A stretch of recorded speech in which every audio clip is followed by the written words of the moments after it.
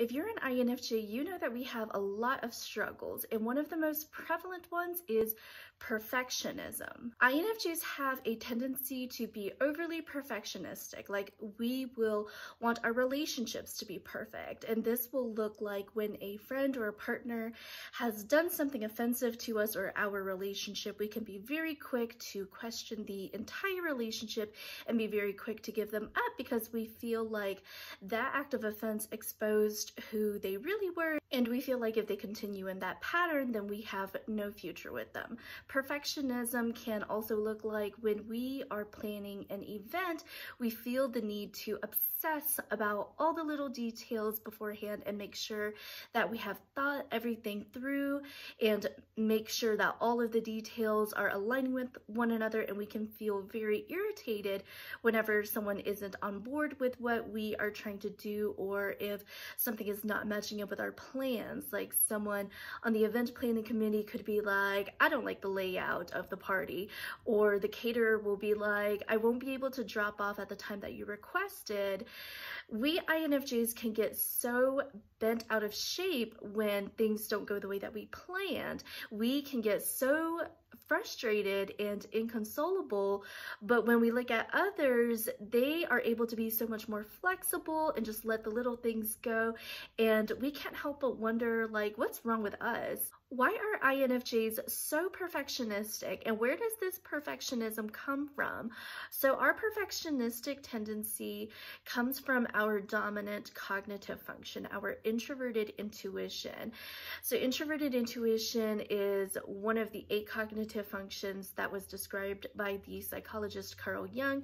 It is introverted, so it's subjective to each individual who has it, and it happens subconsciously. So it's difficult even for the person who is experiencing to figure out what it is. Even when I started studying about cognitive functions and I was reading about introverted intuition, it was so hard for these scholarly articles to describe introverted intuition. And then on top of it, I had always had a hard time understanding my thought process. So then stumbling on the concept of, or the definition of, introverted intuition, I was still confused, even though it was like the demon I'd been living with my entire life. It's like looking in the mirror for the very first time. Like, you've always known how your face felt, but you've never seen it. So when you first look at a mirror, you won't recognize that it's you until you start to feel your face, and then the familiarity of it through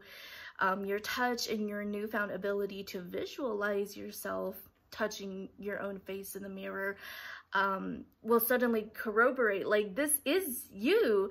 So introverted intuition is very mysterious. So introverted intuition deals with putting together patterns and ideas and information, and then seeing underlying themes for those patterns and ideas and information, and then also seeing future implications for those patterns and ideas and information. It looks at present information, for example, like our company is losing customers, and then it looks for underlying themes or reasons for that information, like we're losing customers because of our poor customer service, and then it looks for future implications for that information, like if we keep having poor customer service, then we will continue to lose customers. If we can improve our customer service, then we'll keep our customers. So that's just a very basic illustration. So you probably listened to that and you're like, well, that seems simple enough. And you might even be like, well, then doesn't everyone have introverted intuition? And again, this is just a very basic illustration, so it may sound simple, but remember that INFJs and INTJs do this all the time. It's our dominant cognitive function.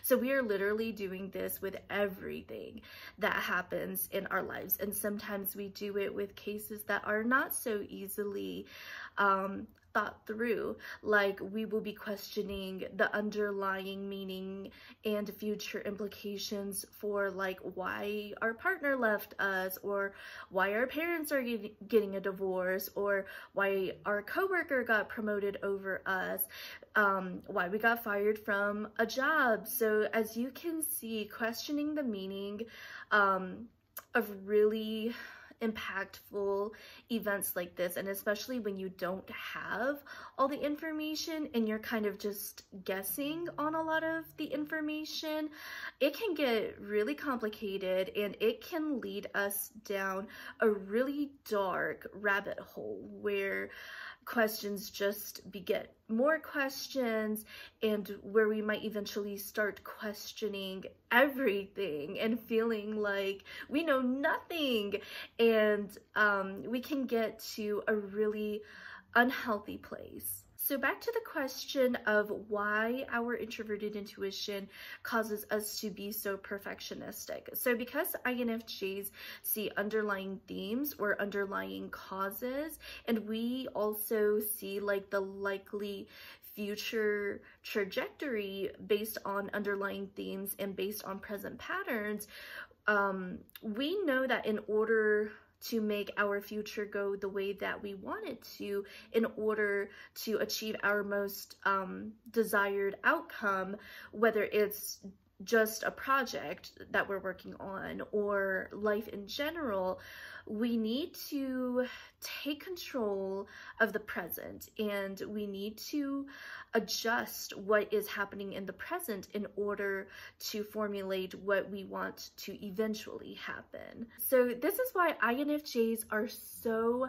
obsessed with planning. We want to make sure that we touch base with every little detail and make sure that all of the settings are set to traject us in the direction and the distance in which we want to go. We will see that place that we need to go towards, and we also see everything around that place. So that will be like our other options. So we're like, okay, if I land in place A, here are all the pros and cons.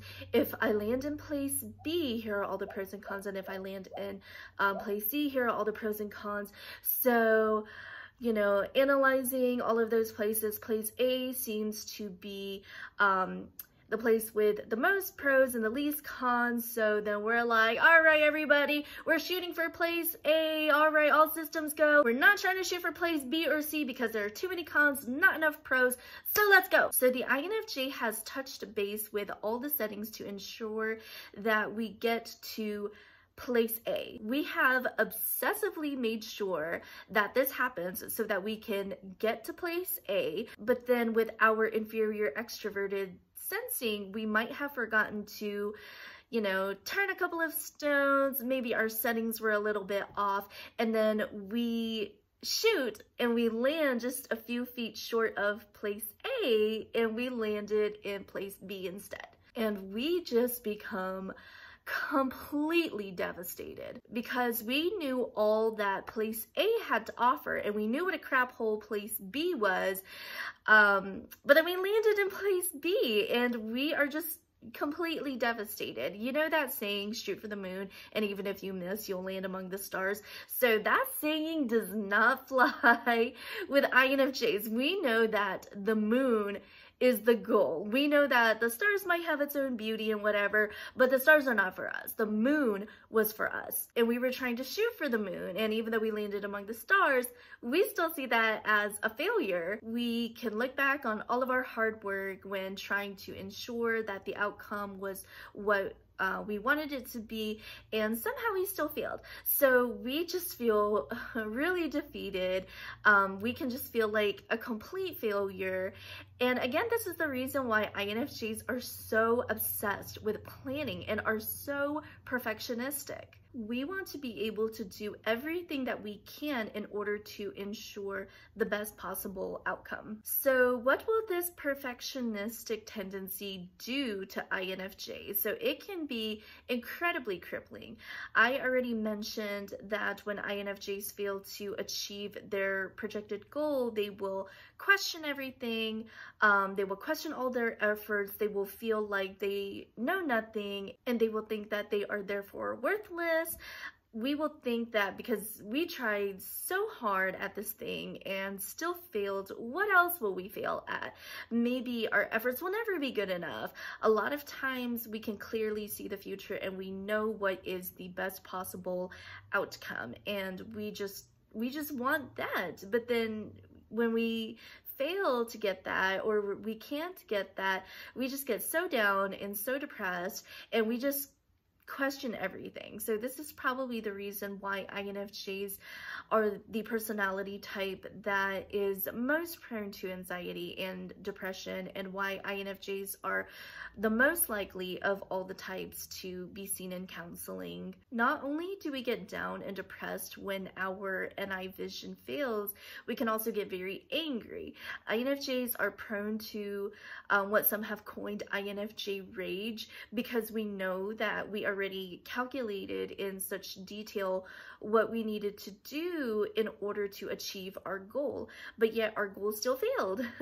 While the majority of people could just go back and troubleshoot what went wrong and then try to shoot again, INFJs take failure very hard because, like I said, we took a lot of time planning. We feel like our time and effort was just wasted. And also, INFJs are naturally low energy people. We prefer not to exert ourselves unless and until we absolutely need to. So when we do take the time to exert ourselves and try to make our plans come to fruition, but then we fail and we therefore have to go through the process all over again, we could just, you know, feel really irked and annoyed and feel like all of our energy that is so precious to us was just wasted. So another bad thing that this perfectionistic tendency can cause for INFJs is it can give us what C.S. Joseph coined failure to launch syndrome. So what others have also called perfectionist paralysis.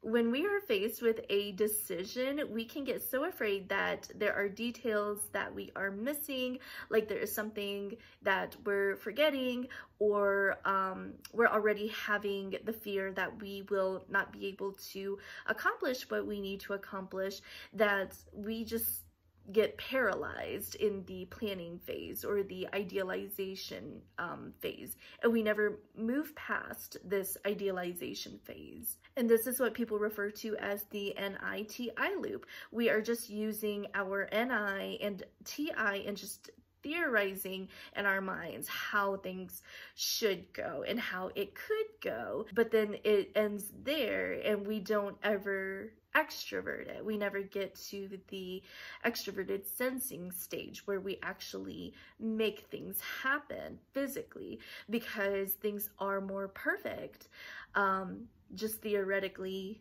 in our mind, and it will probably get ruined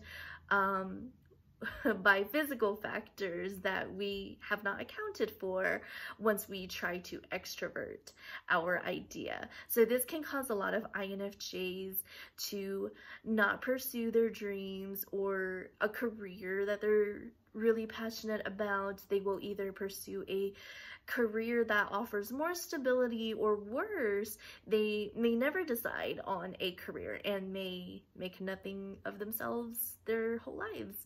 So this perfectionistic tendency can cause INFJs to just accept their current situation and be chronically unhappy and never meet their max potential. And this, again, is probably the reason why INFJs are the most likely of all the personality types to be the ones who end up in therapy and who reportedly have the highest rate of general dissatisfaction in life, because we feel powerless to go after the things that we want in life. And This isn't just the INFJ feeling sorry for ourselves, like, oh, boo-hoo, I can't have what I want. Like, we have seen from experience that we try to go after the things that we want, but it just doesn't work out the way that we plan, and we are just afraid to give that much effort again, just to be let down again. So another problem that perfectionism can create for INFJs is it can really harm our relationships. So earlier I talked about how INFJs can be very quick to cut people off if the INFJ sees no future with that person, whether it's a partner or a friend. Like early on in a relationship, a potential boyfriend or girlfriend can say something wrong or do something wrong, and the INFJ can quickly go into NI mode and be like, okay, so they said this thing or did this thing, which indicates that they're this type of person and I don't want to be with this type of person, so therefore the relationship has no future, so therefore I'm just gonna break up with them. I'm just gonna call it quits before I get too invested. So INFJs can be quite the opposite, where they stick things through no matter how unhealthy things get. But we'll talk about that in another video. But INFJs can act the same when they're making friends too. So they can meet someone and very quickly be like, they seem like this type of person and it doesn't sit so easily with me, so we'll probably never really get that close. So again, INFJs are not like this all the time. Like I said, there are a lot of cases where INFJs stick around for too long and get taken advantage of. So don't think that INFJs are just these like judgmental people who are really defensive and paranoid about everyone. The majority of the time, the case is that the INFJ is just indifferent towards you, trust me. So they're just more worried about protecting themselves than they are about judging you. But these are examples in which perfectionism and the constant need to look at future trajectories can really impact the INFJ's relationship and friendships. But it can harm even our most casual relationships. So INFJs tend not to have a lot of friends, for one, because we are introverted, but for two, because we like to just bask in our NI. And that's a process that must take place alone because it's our subconscious and our mind, but our perfectionistic tendency also impacts our ability to collaborate with others. So we can work well on teams when needed, but we prefer to work alone, even though we have extroverted feeling and we really care about the feelings of others. If we have a set plan and we know that our plan isn't going to align with others, and we know that in order to achieve our plans, we would have to hurt some people's feelings by being like, nah, your idea is stupid, my idea is better. Instead of trying to get people on board with us or potentially hurting anyone's feelings, we would rather just go about our plans by ourselves than to try to collaborate with everyone and be considering all these different ideas and opinions and feelings. And that's why we prefer to work alone rather than in a team. And that's why we end up alone in our plans a lot of the time, and we don't have a lot of friends. We don't want to wait on people. That's why a lot of people can see us as, you know, really nice and friendly one minute, but then really cold and mysterious the next minute. We have an agenda and we want to fulfill our agenda, and we love people, but sometimes they kind of just get in the way. Another way that perfectionism hurts our relationships is that it causes us to project our perfectionism and our high standards on others. So people accuse the INFJ of being hypocrites a lot of the time because we hold people to a high standard that sometimes we ourselves cannot attain. So we can tell people like, oh, you'd be like such like a great leader for like this type of movement, but then we don't go and we don't become a leader for this movement that we're passionate about. Because we have introverted intuition, we tend to see the best in people and we tend to see their potential. And sometimes that's a great thing, and the INFJ can use that to inspire people, but sometimes people don't appreciate that, as crazy as it sounds. They're like, I have this potential, but I don't want that. That's not what I want to be. I don't want to be that.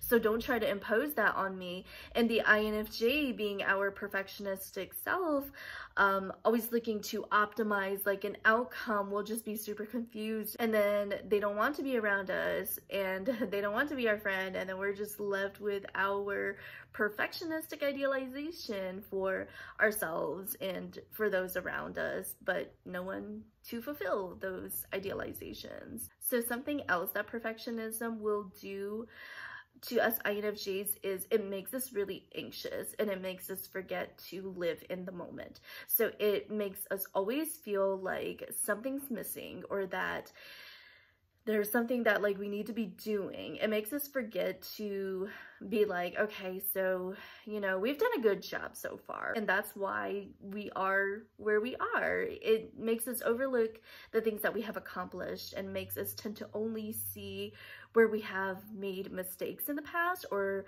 where we could be now, if only the past had been different. So for me, like, I have a graduate degree, but I will often forget to say that, you know, I worked really hard and I now have a great career.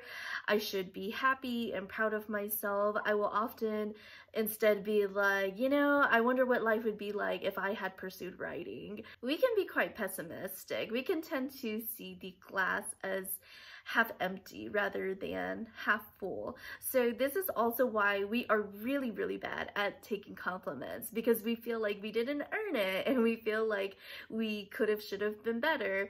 We can tend to just be living in the future and planning for what we need to do in order to ensure a better future. So we forget to enjoy the beautiful things that we have in the present. And this also explains why INFJs always tend to feel like old souls, because we're constantly living in the future. And in the future, we're older, whereas we're younger now, but we're not living in the now. We're living in the future where we're older. So we're missing out on all the beauties of the here and now. We're missing out on the present. We are losing these years that are right in front of us because we always try to fast forward. Like for me, I stopped trick-or-treating after my second grade year. I thought it was just for kids, and I didn't even stop to be like, wait a minute, I'm still a kid. I don't say this to brag, but I just always felt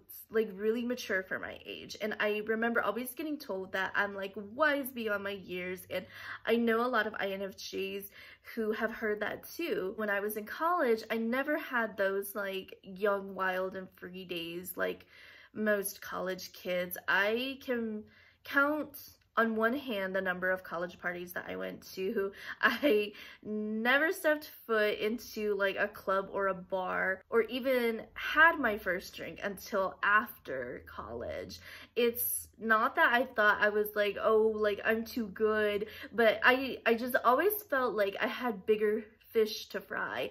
And, you know, I always felt like there were more important things that I needed to do, and indulging in all of those things were kind of just like a distraction. And while yes, like that saved me from, you know, a lot of like potential trouble, I look back on my 20s and I'm like, damn, where did the time go? Like, where did my 20s go? I hardly remember my 20s at all. And now that I'm in my 30s, I'm just starting to learn that time goes by really, really fast, and you really need to slow down and, you know, enjoy the present and stop looking towards the future. Thanks so much for watching this video on perfectionism in the INFJ. If you are an INFJ and this video resonated with you, please leave me a comment below and tell me some failures that you have had from trying to be overly perfectionistic, and then tell me what that failure taught you. I love hearing from you guys in the comments, so keep an eye out for future videos in this series. Thanks again.